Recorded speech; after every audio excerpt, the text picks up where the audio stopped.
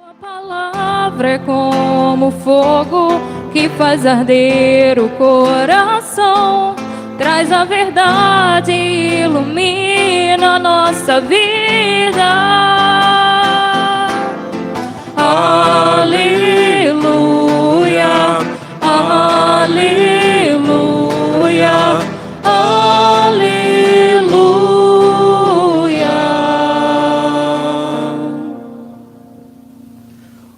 O Senhor esteja convosco.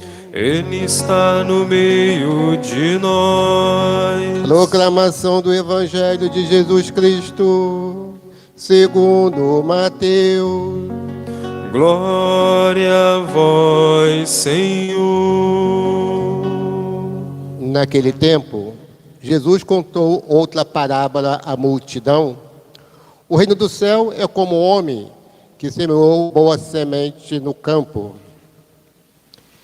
Enquanto todos dormiam, veio seu inimigo. Semeou o joio no meio do trigo e foi embora. Quando o trigo cresceu e as espigas começaram a se formar, apareceu também o joio. Os empregados foram procurar o dono e lhe disseram: Senhor, não semeaste boa semente no teu campo? De onde veio então o joio? O dono respondeu: Foi algum inimigo que fez isso. Os empregados lhe perguntaram: Quereis que vamos arrancar o joio? O dono respondeu: Não. Pode acontecer que, arrancando o joio, arranqueis também o trigo. Deixai crescer um e o outro até a colheita. É no tempo da colheita, direi ao que cortam o trigo: Arrancai primeiro o joio, e amarrai-o em feixe para ser queimado. Recolhei, porém, o trigo no meu celeiro. Jesus contou-lhes outra parábola. O reino do céu é como uma semente de mostarda que o homem pega e semeia no seu campo. Embora ela seja a menor de todas as sementes, quando cresce, fica menor do que outras plantas e torna-se uma árvore, de modo que o espaço vem e faz ninho em seus ramos. Jesus contou-lhes ainda uma outra parábola.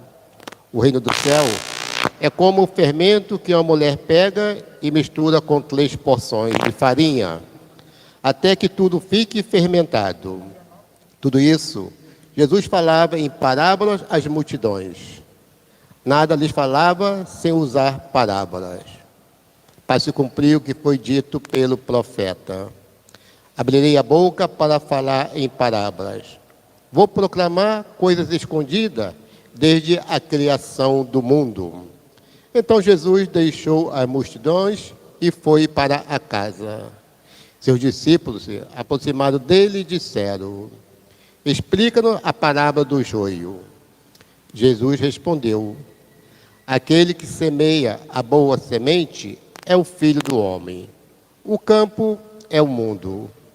A boa semente são os que pertencem ao reino. O joio são os que pertencem ao maligno. O inimigo que semeou o joio é o diabo. A colheita é o fim dos tempos. O cefeiro são os anjos. Como o joio é recolhido e queimado ao fogo, assim também acontecerá no fim dos tempos. O Filho do Homem enviará os seus anjos, e eles retirarão do seu reino todos que fazem outros pecar, e os que praticam o mal, e depois os lançarão na fornalha de fogo. Aí haverá choro e ranger de dentes. Então os justos brilharão como o sol no reino de seu Pai. Quem tem ouvido, ouça. Palavra da salvação. Glória a vós, Senhor.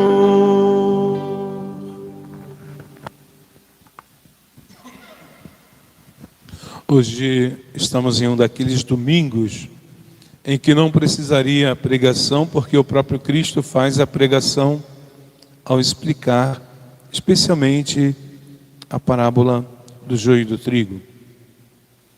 Essas são parábolas que falam do reino, são consideradas parábolas do reino. E essa do joio e do trigo é verdadeiramente aquela que chama muito a atenção em função de mostrar a realidade do mundo, a realidade da igreja e já anunciar uma realidade do fim dos tempos. Mas, diria eu, na minha humilde percepção, que esta mesma parábola do joio e do trigo poderia ser considerada também uma parábola da misericórdia. Ora, nós sabemos das parábolas da misericórdia lá de Lucas 15, da ovelha perdida, da moeda perdida e do filho pródigo, onde percebemos a misericórdia do Pai. Mas aqui, nesta do joio e do trigo, também percebemos essa mesma misericórdia exatamente quando vão perguntar ao Senhor: queres que arranquemos o joio do meio do trigo? E ele diz: não.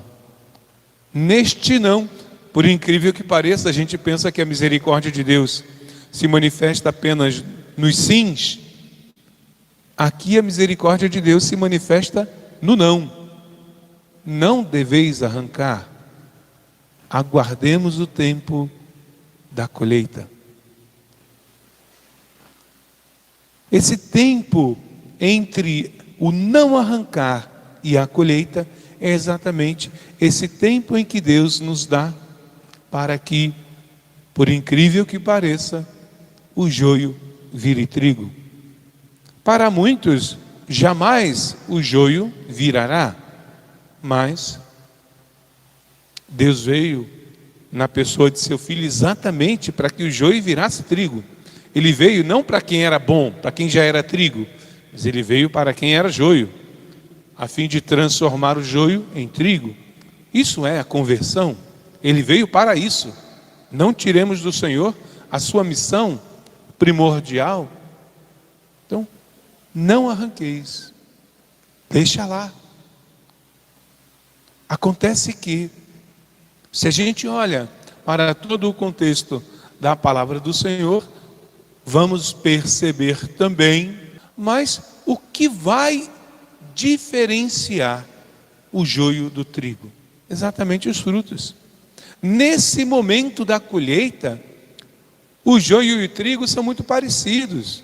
E a misericórdia de Deus é para com um joio que pode vir a ser trigo, e é para com um trigo que pode ser confundido com o joio. E arrancado, ambos morrem. Então, Deus dá a oportunidade, a gente pede um tempo a Deus e Deus dá um tempo para nós, para que nós nos convertamos da nossa joiice para a nossa triguice, viremos trigo. Pois bem, no momento da colheita, meus irmãos, não há mais o que confundir.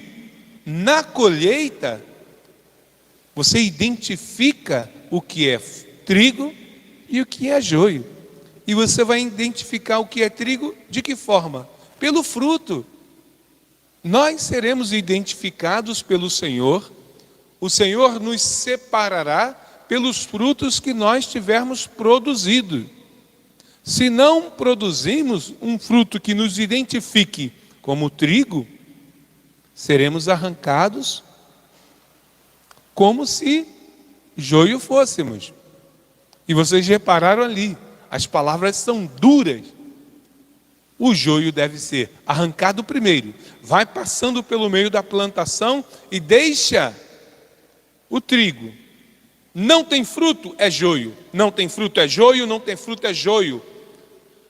Junta, amarra em feixe e põe para queimar.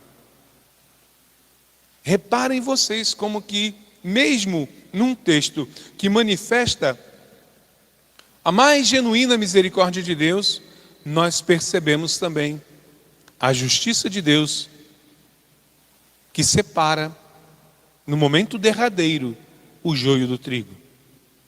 Deixa o trigo colhe o joio. Por quê? Mas Senhor, mas quando foi que eu fui joio? A vida inteira você foi joio. Cadê teu fruto? O que você me apresenta que te identifique como trigo? Se nada me apresenta, és joio. Mas eu queria mais um tempinho. Não, todo o tempo foi dado. O tempo nosso é o tempo da nossa vida. É o tempo da nossa vida. Depois não tem mais tempo. Quando é que nós vamos produzir frutos? Depois de nossa morte? Não, depois de nossa morte não produziremos frutos, seremos adubo.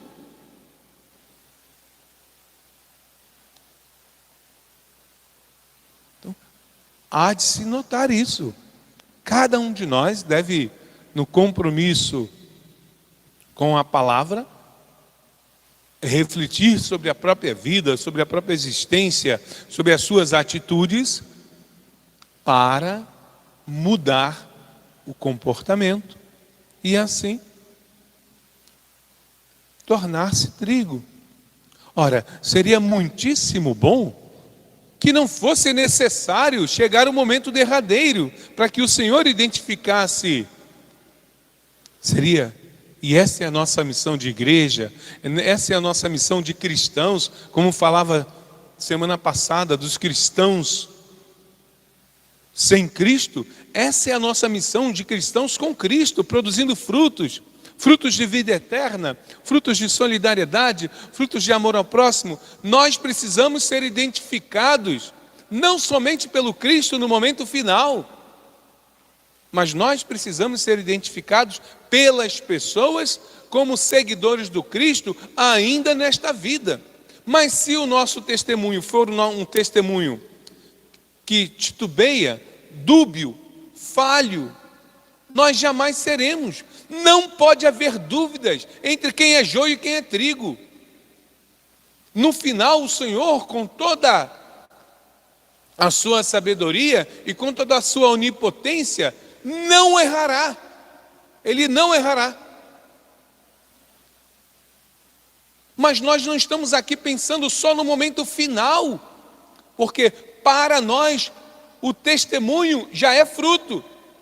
Então nós precisamos ser identificados como cristãos agora, com todas as nossas falhas, com todas as nossas fraquezas. Nós precisamos ser identificados como cristãos agora, porque se você é identificado como um seguidor genuíno do Cristo agora, isso já é fruto, e este fruto permanece, o bem praticado agora já é fruto que permanece, e que lá no final será considerado pelo Senhor, o justo juiz, que não erraria de forma alguma, mas é a nossa contribuição no nosso processo de salvação.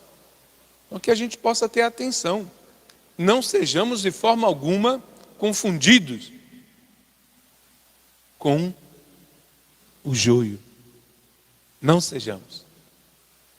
Que a misericórdia do Senhor venha ao nosso encontro, que o Espírito Santo de Deus, aqui lembrado por São Paulo aos Romanos, dizendo que o Espírito Santo e o Espírito vem ao nosso socorro, ao socorro de nossa fraqueza, que Ele venha verdadeiramente em socorro de nossa fraqueza, para não sermos confundidos, para nos encorajarmos, porque o mais fácil na nossa vida é não nos comprometermos com o seguimento do Cristo, e assim vamos levando a vida até a hora em que a morte chegue.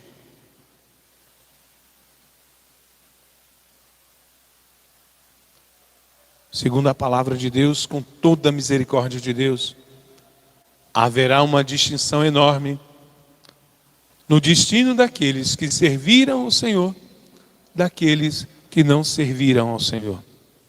São João diz que aqueles que seguiram e serviram serão honrados pelo Pai.